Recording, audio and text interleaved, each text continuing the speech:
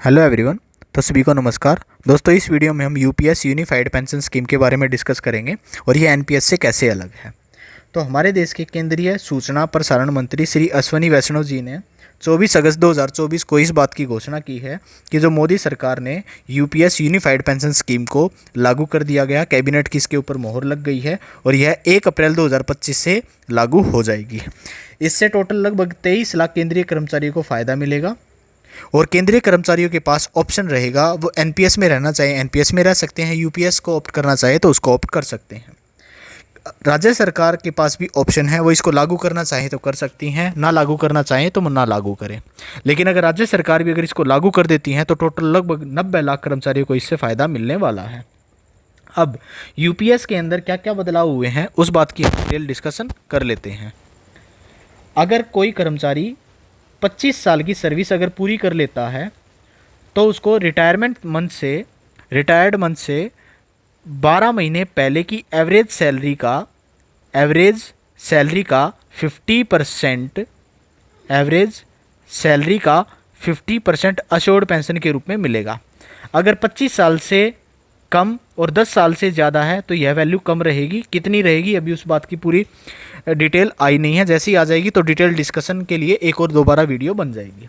अगर दूसरी बात, अगर आप 10 साल से कम सर्विस पे अगर रिटायर हो जाते हो तो आपको अश्योर्ड पेंशन का इसमें जो है गारंटी दी गई है, जिसमें आपको 10,000 रुपये सैलरी और 10,000 रुपये पेंशन प्लस महंगाई भत्ता डीए जो उसको मिलेगा। जैसे अगर वर्तमान की अगर बात की जाए तो 50% डीए चल रहा है तो उसको लगभग 15,000 रुपये पेंशन अश्योर्ड पेंशन मिल जाएगी, जो 10 साल से कम का पीरियड जिसका होता है उसके लिए।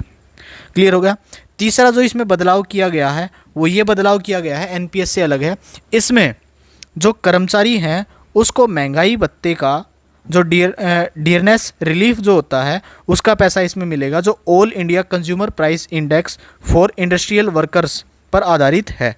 तो उसका डीआर उसका बेनिफिट इसमें मिलने वाला है, जो हर 6 महीने पे जो सरकार जो है वो लॉन्च करती है। 1 जनवरी के महीने से इसका फ़ायदा मिलता है, दूसरा फ़ायदा इसका जुलाई से मिलता है। तो जनवरी का मार्च अप्रैल में घोषणा कर दी जाती है, जुलाई की सितंबर अक्टूबर में उसकी घोषणा कर दी जाती है। तो जो डीआर है उसका बेनिफिट पेंशनर को मिलने जा रहा है। और इसके बाद जो इसमें अलग से घोषणा की गई उसमें ये बताया गया है कि कर्मचारी को उसकी नौकरी के आखिरी 6 महीने की सैलरी और भत्ता एक लमसम अमाउंट के तौर पर दिया जाएगा। वो जो है आपका जो आपने रिटायरमेंट के लिए जो पैसा जमा किया है यह उससे अलग होगा।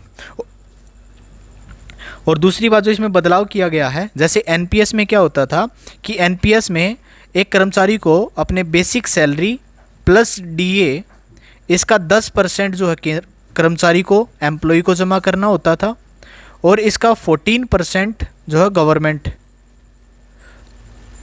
जो है आपका जमा करती थी एनपीएस में। अब यूपीएस में क्या किया गया है, यूपीएस में इसमें बदलाव किया गया है। एम्प्लॉय का तो 10% ही रखा गया है, लेकिन केंद्र सरकार ने या जो सरकार ने अपना जो कंट्रीब्यूशन है वो 14% से बढ़ाकर 18% 18.5% कर दिया गया है। क्लियर है। ठीक है, ये बदलाव इसमें किए गए हैं। अगर बात करें तो ये न्यूज़ में चलता ही रहता है कि भाई 4% से बढ़ाकर 18.5% किया गया, तो लगभग 6,250 करोड़ का सरकार के ऊपर अतिरिक्त खर्च बढ़ेगा या अतिरिक्त बोझ पड़ेगा। तो ये तो न्यूज़ वालों की बात होती ही है, वो बताते हैं कि भाई एम्प्लॉय को क्या मिला कितना मिला उसकी बात कोई नहीं करता, ये ज़रूर बता देते कि भाई इतना बोझ पड़ गया ये बढ़ गया। तो एक बदलाव ये हुआ कि भाई जो गवर्नमेंट है वो अपना कंट्रीब्यूशन 14% से बढ़ाकर 18.5% कर रही है और दूसरा एम्प्लॉय का 10% ही रहने वाला। लेकिन इस साल के बजट में ये घोषणा की गई थी कि जो एम्प्लॉय का जो कंट्रीब्यूशन है 10% है उसको भी बढ़ाकर 14% किया जाएगा। अब देखने वाली बात ये होगी जब इस बात का ऑलरेडी ऑर्डर आ जाएगा उसमें देखेंगे कि यूपीएस में भी ये चीज़ें लागू होंगी या नहीं होंगी। तो ये कुछ मोटे तौर पर ये बदलाव किए गए थे यूपीएस में, जो मैंने आपको बता दिए गए हैं। और फर्दर एक और वीडियो आ जाएगी, डिटेल वीडियो आने दो, एक बार कंप्लीट ऑर्डर जब आ जाएगा तो उस ऑर्डर को रीड करके तो एक कंप्लीट वीडियो इसके ऊपर डाल दी जाएगी कि कैसे यूपीएस एनपीएस से अलग है। मोटे तौर पर आपने इसमें देख लिया, फैमिली पेंशन इसमें दी गई है। हाँ, एक बात ये रह गई थी हमारी फैमिली पेंशन की, तो फैमिली पेंशन में इसमें अश्योर्ड की गई है, अगर किसी कर्मचारी की एम्प्लॉय पेंशनर की अगर डेथ हो जाती है तो डेथ के बाद फैमिली को उसको मिलने वाली पेंशन का 60% जो है फैमिली पेंशन मिलेगी, जो कि एनपीएस में ये प्रावधान नहीं था। तो मोटे तौर पर हमने जो देख लिया यूपीएस में टोटल 6 चीज़ें हमने देखी। और एक कंप्लीट ऑर्डर आने के बाद, यूपीएस पर कंप्लीट ऑर्डर आने के बाद यह एनपीएस से कैसे डिफरेंट है, कैसे अलग है, इसके ऊपर एक और वीडियो बना दी जाएगी।